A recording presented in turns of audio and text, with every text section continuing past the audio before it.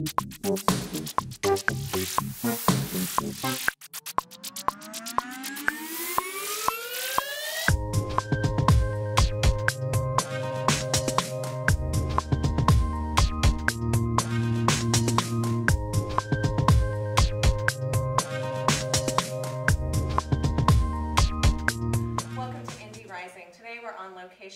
Studios in Rollinsford, New Hampshire. We have an exciting lineup of guests today. Later on, we're going to be Skyping in Brian Viglione, a musician from New Hampshire. And today we have Cindy Lentol, actress and model, who is Boston-based, here today with us in the studio. Thanks so much for coming here today. We're so excited to have you. So tell me, how did you get started in this career? I mean, you're a beautiful woman, and it's kind of obvious that you're an actress and model, but I always like to hear, where did you start? Where was your starting point? I grew up in Connecticut, and I used to go to a lot of plays with my parents, and I worked at the Westport Play Shop in Connecticut as a greeter and someone who would bring people to their seats every day. And so I just kind of got the bug. I saw a lot of great actors on stage, and I wanted to be a part of that. So I started auditioning for little plays, and then I got an agent in Connecticut, and they brought me in to do voiceover work at first. And then I did some print work, and then I went to college, and then I got even more into it. Then I got an agent out in Ohio, and I started working on commercials. Okay. And from that moment forward, I just thought this is really what I want to be doing. Okay, great. So did you go to college for acting? I didn't. No, actually, I went to college for graphic design. Okay. And marketing. And so I have a degree in that. And then I always had that job as a steady income, and then was auditioning on the side. Oh, awesome. Kind of trying to manage through vacation time and personal days. Yeah, definitely. Well, it's always great when we can follow our passions and it works out for us. I mean, I know a lot of artists who, have to do both, the job and then pursuing their passion on the side, but, if you can do it all, that's great. So what is the latest project that you just wrapped up? We are, let's see, we have The Congressman with Treat Williams and Ryan Merriman and Jane Atkinson. That's going to be released in 2015, maybe this summer. And what was your part in that project? So I play a reporter, and she is very much out of place. She's coming in from the city. She works in New York, and she's sort of a Fox News type reporter. And she's doing an investigation on Treat Williams' character, who plays a congressman. Okay. And we go up to Maine, to an island in Maine, where I'm investigating what he is up to up there. And he's sort of out there finding himself and helping the lobstermen who are being bullied by the government. Okay. And he finds his reality, I guess you could say.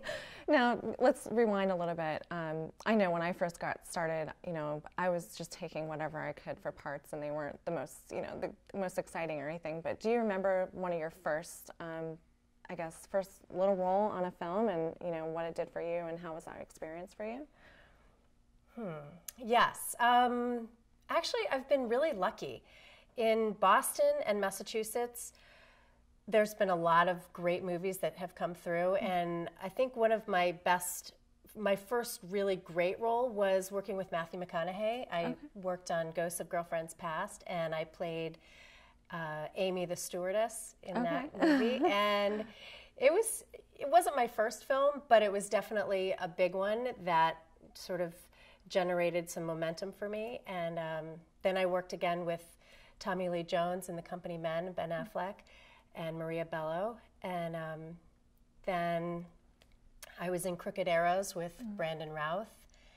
And so things just kind of progress. Yeah, so you can actually have a successful career as an actress out in the Boston area then. I know. Yeah. It's been really great. That's really great. I've been really fortunate to be able to do films and commercials and industrials, voiceovers, print.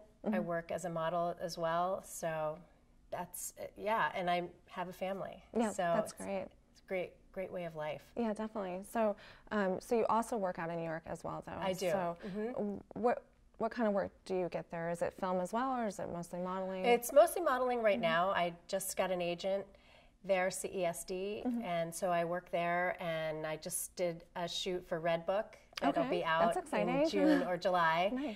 And it was an editorial shoot with Mally Ronick. She's a makeup expert, and she's brought in to kind of be the go-to girl for makeup, and so this is kind of a how-to and a great little editorial.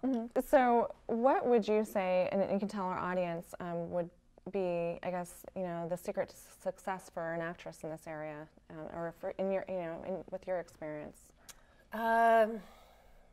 Passion. Passion. For me, it's just all about getting up and liking what you do and finding ways with whatever avenue you're taking to just follow your passion, because that makes the days happy and go fast, and then you can just, I don't know, you bring along kind of your tribe of people when you're passionate about something. Yeah. So definitely. Yeah, it's just, I think, finding your path and your passion.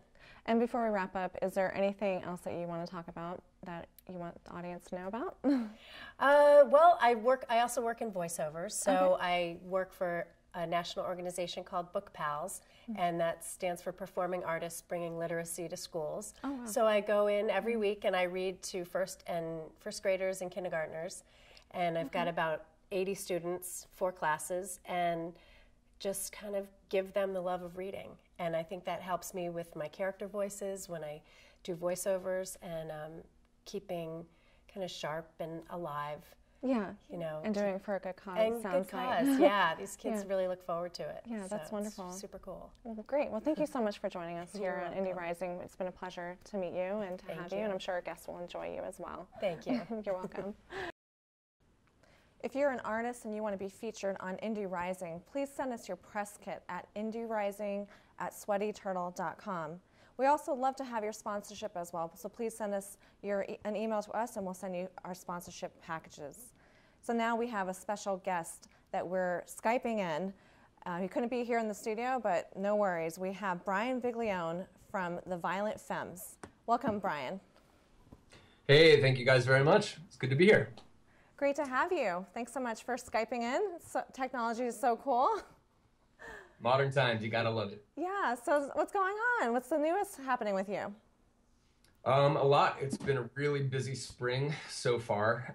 Record Store Day was a monumental event personally this year. It was the day I had my first recording with Violent Femmes released. We did a great EP called Happy New Year. It's the first new music the band's recorded in 17 years. So obviously growing up as a fan, it was really meaningful to be a huge part of that. I also got to design the package and picked out the clear champagne colored vinyl that the album got pressed to. And so that was great to really be integrated into that. And then also the Dresden Dolls reunited for a show in Brooklyn at Rough Trade Records. And you used to be the drummer for the Dresden Dolls? Yeah, still currently am whenever we happen to cross paths. But that was great too. And there was like 300 kids that came out, and we did a 40-minute set. And Rhino Records just released a 3 LP version of our Virginia albums. So that was great too. And to top it all off, I played my first gig with my wife, Olya, in New York just this past Wednesday. So that was tremendous too. That's really cool. And you said Oya is her name? Yeah, Olya, O-L-Y-A. Oh, Olya. Okay, that's really cool. So you got to play with your wife, so you guys are collaborating together as a couple. That's really interesting, and not everyone gets to do that, so that's really cool.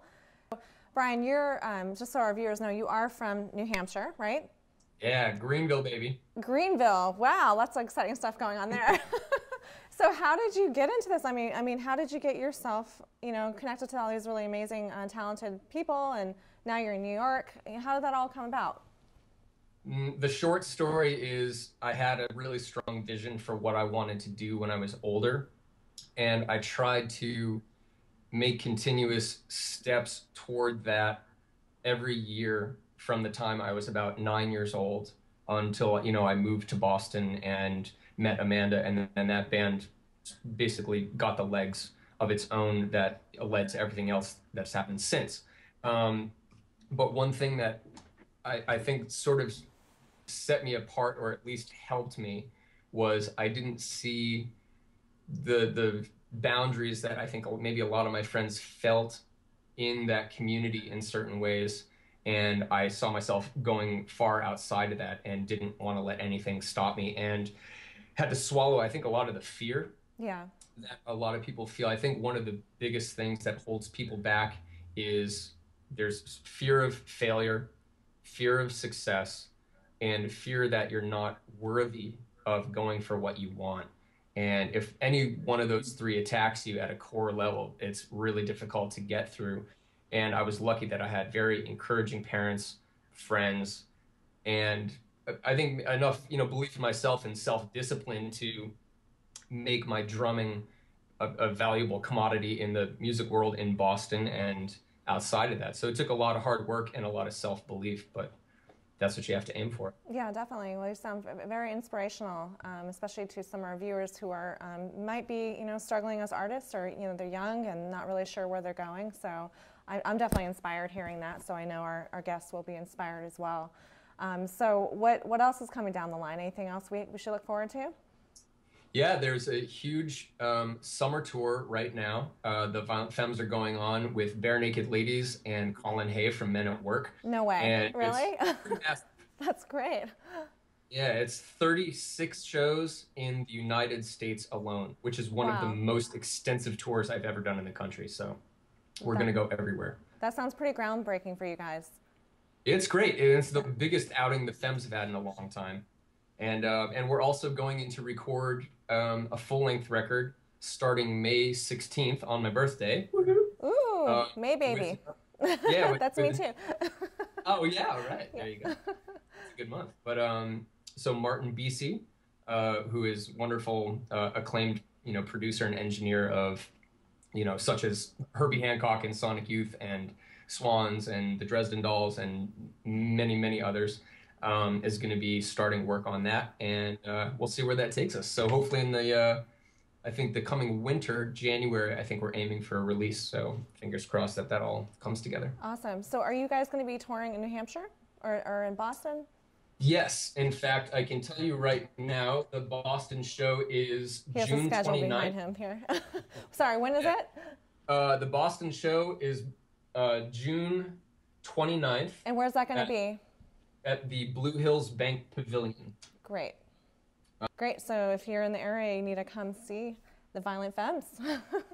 Well, awesome. Absolutely. Very cool. So for our viewers out there, I mean, I know you said the things that you had to overcome and, you know, get through and push through to where you're at now. Is there any, like, you know, like maybe practical steps they can do, you know, when it comes to making the connections and, you know, just kind of getting from, you know, point A to point B, and, you know, how, you know, what advice would you give to those artists out there? Well, this is something I've talked about extensively with a lot of kids from New Hampshire as well. And I think, you know, like we said, the first thing is to establish a vision for what you want, because having that internalized is really what keeps you on course through all of the decision-making process and obstacles you're going to face on that path. If you know sort of who you are and where you want to be, that eliminates a lot of the static that can fill your head, because you know where you're going. It's less likely to get off track. So keep your eyes focused on what it is you really want to do. Identify, if you're doing music or visual arts or dance or what have you, what does it mean to you? What do you want to get out of it? And then from there, you can sort of isolate different facets of those goals: location, resources, you know, and the personal connections that you need. Resources, not just people, but also transportation, the kind of artistic scene and community you're going to move to, and places to develop from there. Maybe even people you can mentor under and learn from. Definitely. and collaborate with, because that's one of the greatest learning experiences you can have, is working with other people in your field that are better and further down the line than you. And I think in staying focused, obviously steer clear of any bad influences that are going to derail you or fill you with a negative self-image, or something that's going to deter you in your ambition to go for what you want. A lot of people will say, it's not worth it doing that. I don't know if you're good enough. Do you really want to lose the security of having a good job to pursue this crazy art dream you have? No. I mean, there's a lot of those what if voices. Definitely. That will just make your whole plan crash and burn. And it's a matter of saying, I know I can do this, and I'm going to work hard enough to do it.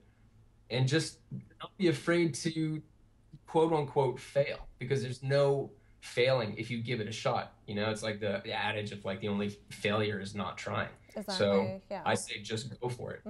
So it sounds like attitude's really important, and just if you just keep that in mind, and you're going to have success. So we're still... Well, yeah, it's that, and I'll also say that thing about having self-discipline. Yeah. That's one of the things too. It's all well and good to talk the talk, but you need to put in the hours to develop your craft. So I would say start there. If you're going like, God, where do I start? I need to get more Facebook likes.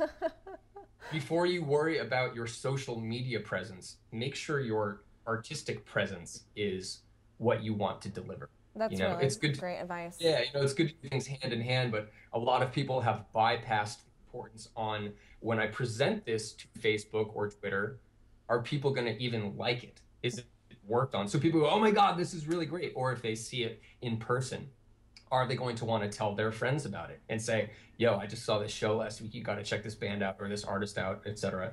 So don't be afraid to really put in the blood, sweat, and tears on your own craft, and then bring it to the world. Yeah.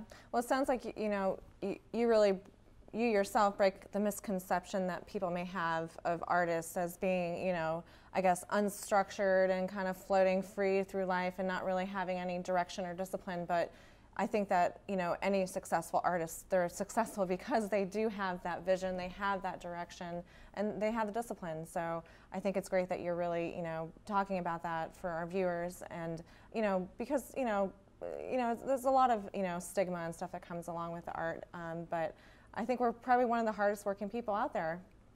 And I think you'll agree. I tried to do my best, and that's another thing too. It's actually good that you mention that, because there's that tendency to want to measure ourselves against other people. Yeah. And in a certain way that can be good too, but it can also be a trap, because really the only person you can compete against is yourself. Worry, are you doing as best as you can? Because you don't want to set yourself up for disappointment going like, I didn't sell as many albums or get as much attention as this person. Well, that person's got a totally different story and set of circumstances. Definitely. So we're and going back to what you said about being motivated, about being resourceful. If there's something that you're not good at, look at putting together a team or getting some friends in that are helpful. My wife right now, Olya, is just getting ideas together for what kinds of merchandise and shows to book. And several of our friends who just genuinely love her music have all pitched in to say, oh, I came up with a great idea of something you could sell at the Steampunk World's Fair. Or I thought of a band you could play with in Philadelphia next time you guys go there. And so, connect with people on that level. Say, you know what, I'm drawing a blank on this issue. Do you guys have any good ideas? And you'll be amazed at what can develop from that too. Yeah, definitely.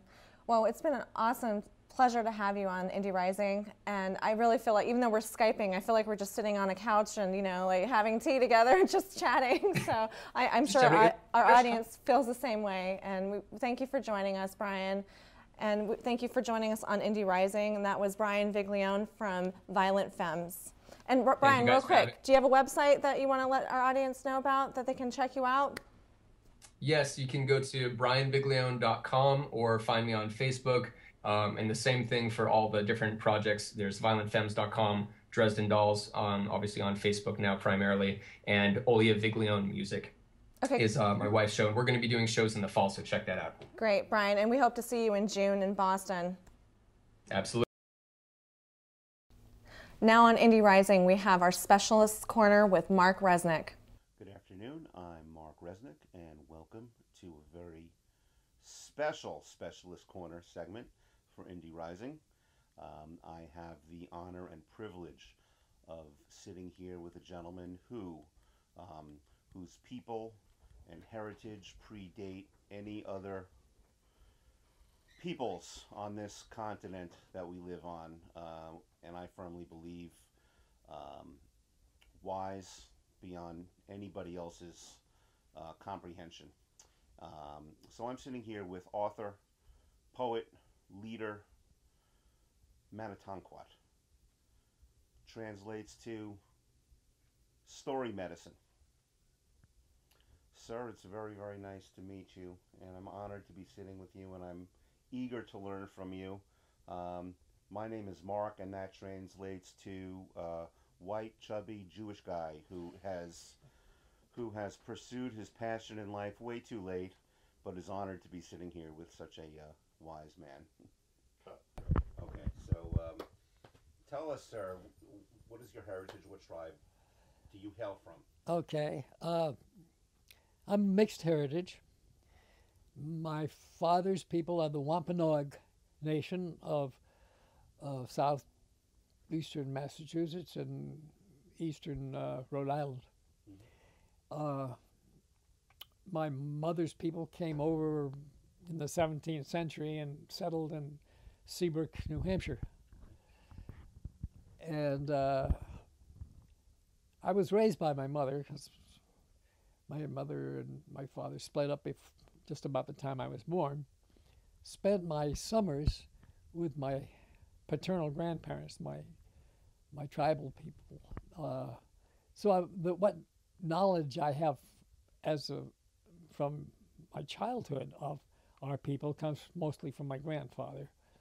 All right, sir. One of your, what I feel your greatest achievements, you spoke at the United Nations as a keynote speaker, and this was for the commemoration of the 50th anniversary of the death of the assassination, yes, sir. Assassination of Gandhi. Gandhi. Can you speak toward that? You were speaking primarily about nonviolence. Is that correct? Well, yes, definitely. And wherever I speak, what I'm trying to do is to transmit the teachings of my elders that I picked up not just from the Wampanoag by any means, more from other nations who are further distant from civilization, who've not been so overrun, whose elders, when I got to them, remembered times and teachings from their elders that my people had forgotten. They were very happy that I had come and asked them questions and that I was interested, because a lot of the young people are not interested. They figure it's a dying culture. Right. There must be a great fear of the loss of that information, that culture. And this was at a time when I started going there, just about when people began to turn around for a revival of our native ways. A number of things contributed to that. The republishing of a book that had been published in 1931 got republished in the 60s, maybe late 50s. Black Elk Speaks, a very spiritual book. Richard Erdos had interviewed an old medicine person and told his life from his own words, and it was very moving for a lot of people, for me too. And what specifically touched you about that writing? To know the depth of the spirituality of the people that we don't talk about anymore. And if I ask you, and forgive me for interrupting, if I ask you to define that term spirituality, how would you articulate that? Well, it's the underlying world, or whatever you want to call it, that's beyond our sensual knowledge, beyond our academic knowledge, our scientific knowledge, and whatever else, there is something else going on that's deeper and beyond our knowledge that we get intimations of at different times in different ways, by meditation, by having a spiritual experience of some kind, find out who we are. My new book is going to be called, my novel is going to be called Storyteller, and the subtitle is The Meaning of Life. And it's about a boy who's going to find the meaning of life so he leads a good life and not just a wasted life. What's your anticipated completion of that novel? Well, I thought I would be able to write it this year, but, you know, the deeper I get into it and the more I know that it takes to make it not just valid, but alive and exciting and, you know, whatever, I think it's going to be a couple of years in the writing. Sure. Yeah, we're all writers. We know that takes a little time, right, Rick?